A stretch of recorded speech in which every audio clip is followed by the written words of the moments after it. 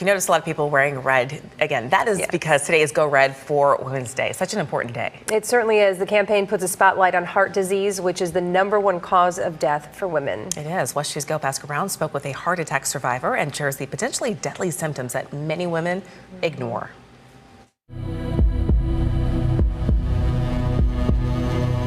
I kind of blew that off as stress, everyday stresses. And then there was one evening it was quite strong, and I was sitting with my daughter on the couch, and she said, "Mom, what's wrong?" And I said, "I'm having a little chest pain." Laura Verbin thought that pain was from acid reflux. At 48, she never thought it might be a problem with her heart. You noticed it right away? I did. She was crying, so that tipped me off. She's pretty strong. Laura had surgery almost immediately. I had open heart surgery, and they cleared the rest of the blockages. That was 10 years ago. How do you feel now? Wonderful. Do you? Yes, thank you to Dr. Parikh. We ran some other tests and figured out what was wrong, so without him, I probably wouldn't still be standing here. We know that heart disease is the #1 killer for men and women. But what you may not know is that women are more likely than men to have heart attack symptoms unrelated to chest pain. That is true. What are they? For women, oftentimes they present with shortness of breath, fatigue, tiredness.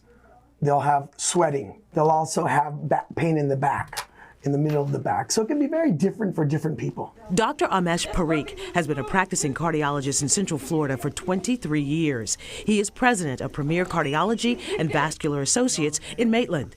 The heart gets exercised by getting the heart rate up and keeping it up for 30-45 minutes. The Mayo Clinic says the most common heart attack symptoms in women and men are some type of chest pain, pressure or discomfort that lasts more than a few minutes or comes and goes.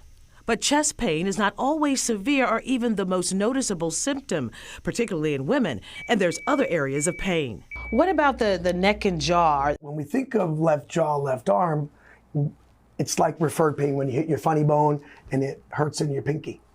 It's because the nerve is here. So the left jaw, the heart, and the left arm are innervated in the spine.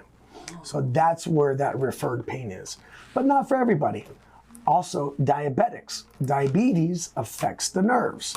So when you affect the nerve, you don't feel well. So diabetics also notorious for not having classic anginal symptoms. So once you have a heart attack or a heart event, you are at highest risk for having another event.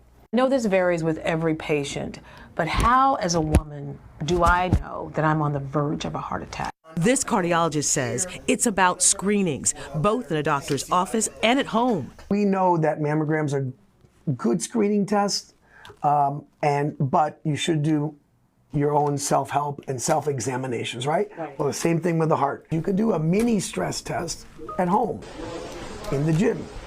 Push yourself, and if you're able to do that for 30 minutes, you have a really good idea that your heart's fine. Every day I wake up as a gift. And I mean that. When I can open my eyes and I see daylight, I'm just so happy for another day.